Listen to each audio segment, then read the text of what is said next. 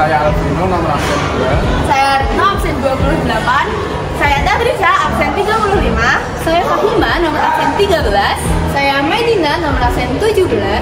Pada kesempatan kali ini, kami akan melakukan praktikum elektrolisis. Ada 3 jenis praktikum yang akan kita lakukan pada hari ini. Yang pertama yaitu praktikum elektrolisis Na2SO4 dengan elektroda C. Yang kedua yaitu praktikum elektrolisis kalium iodida dengan elektroda C. Dan yang ketiga adalah praktikum elektrolisis penyembuhan logam. Nah, kalian pasti penasaran banget kan? Yuk ikuti kami! Untuk alat dan bahan yang dibutuhkan ada pipa tetes, gelas takar, gelas ukur, dan pipa U. Kemudian ada pula statif klem buret. Diperlukan H2SO4, paku, kawat tembaga, dan yang terakhir adalah timbangan kimia.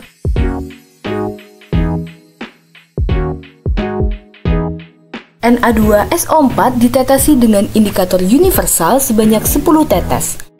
Kemudian dimasukkan ke dalam pipa U.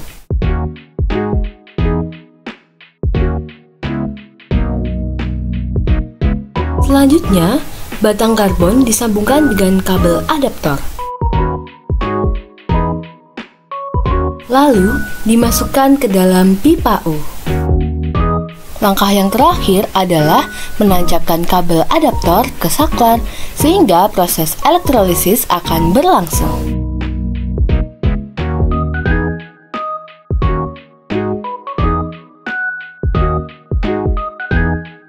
Nah, sekarang kita masuk ke reaksi elektrolisisnya. Reaksi elektrolisis itu kan dibedakan menjadi 3. Nah, yang pertama adalah reaksi ionisasi, yang kedua adalah reaksi katoda, dan yang ketiga adalah reaksi anoda. Nah, untuk reaksi ionisasi itu adalah Na2SO4 itu akan menjadi 2Na+ dan juga SO4 2-.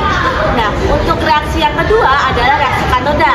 Nah, dapat dilihat pada bersama reaksi yang sudah saya sebutkan sebelumnya, itu kan dihasilkan ion 2Na+, di mana natrium ini tuh dalam derajat volta letaknya itu lebih ke kiri daripada H2O. Maka di sini yang mengalami reduksi itu adalah H2O.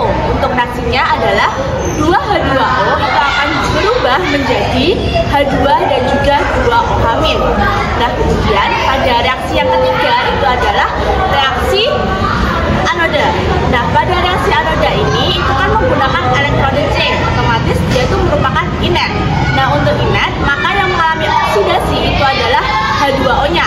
Jadi untuk anoda ini reaksi yang terjadi adalah 2H2O itu akan berubah atau mengalami oksidasi menjadi O2 dan juga 4H+.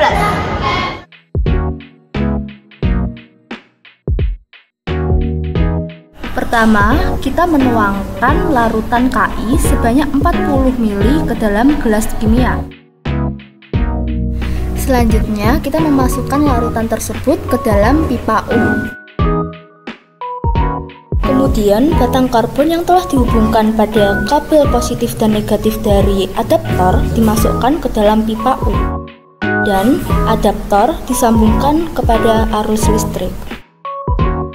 Pada bagian ini dapat dilihat bahwa larutan yang terkena arus positif dia akan mengalami perubahan warna. Setelah proses elektrolisis dihentikan, kemudian pada larutan yang mendapatkan arus negatif ditetesi indikator PP sebanyak 10 tetes, dan pada larutan yang mendapatkan arus positif ditetesi indikator amilum sebanyak 10 tetes.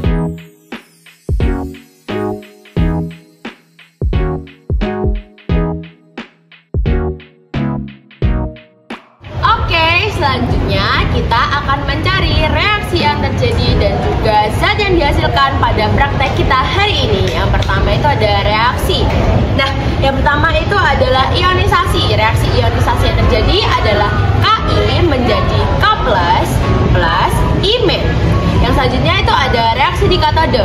Pada katode, air mengalami reduksi karena dia memiliki NO cell paling tinggi, jadi dia mengalami reduksi. Jadi reaksi yang terjadi di katode yaitu 2H2 H2O menjadi H2 plus 2OH-. Yang selanjutnya itu ada reaksi di anode. Di anode ini karena kita menggunakan elektrode karbon, karena karbon itu termasuk elektrode inert, jadi kita menggunakan ion min. Jadi ion minnya ini tadi kan di imin ya. Jadi imin menjadi 2 imin menjadi I2. Selanjutnya adalah zat yang dihasilkan pada praktek kali ini dibagi menjadi 2, yaitu di katode dan anode. Pertama, zat yang dihasilkan di katode, yang pertama itu ada gas H2, ditunjukkan dengan gelembung gas yang muncul ketika reaksi. Dan yang kedua yang dihasilkan di katode itu adalah ion OH-, ditunjukkan dengan perubahan warna menjadi merah muda setelah kita beri indikator PP. Yang terakhir yaitu zat yang dihasilkan di anode. Pada anode zat yang dihasilkan itu adalah I2, ditunjukkan dengan warna biru tua. Terima kasih.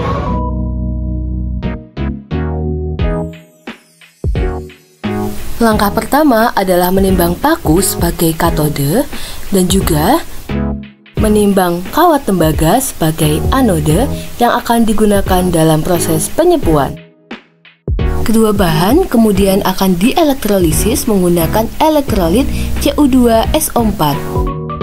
Hasilnya akan terdapat lapisan kuning pada paku sebagai hasil dari proses penyepuan tembaga.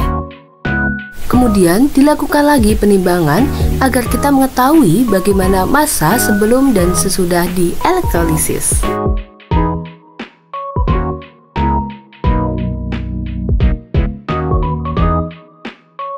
Baik, selanjutnya di sini saya akan menjelaskan kesimpulan dari praktikum yang sudah kelompok kami lakukan. Nah, kesimpulan dari praktikum kimia yang pertama yaitu ada elektrolisis larutan Na2SO4 dengan elektroda C.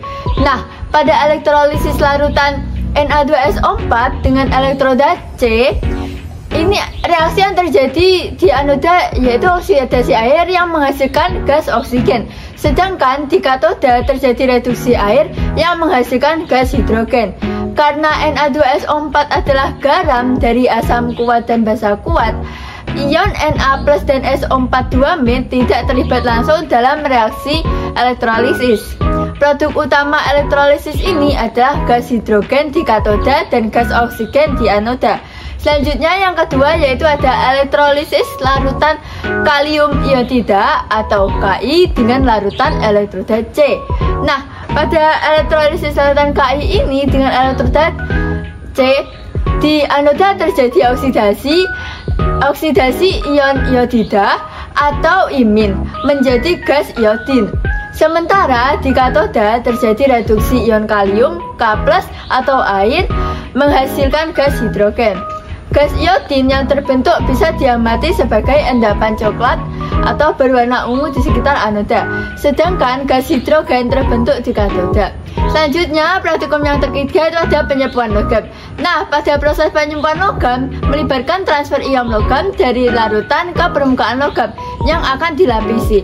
Pada proses ini, logam yang akan disepuh bertindak sebagai katoda, sedangkan logam yang digunakan sebagai pelapis bertindak sebagai anoda. Ion logam dari anoda akan mengalami oksidasi dan berpindah melalui larutan elektrolit menuju katoda, di mana ion tersebut akan mengalami reduksi dan mengendap membentuk lapisan logam pada permukaan katoda.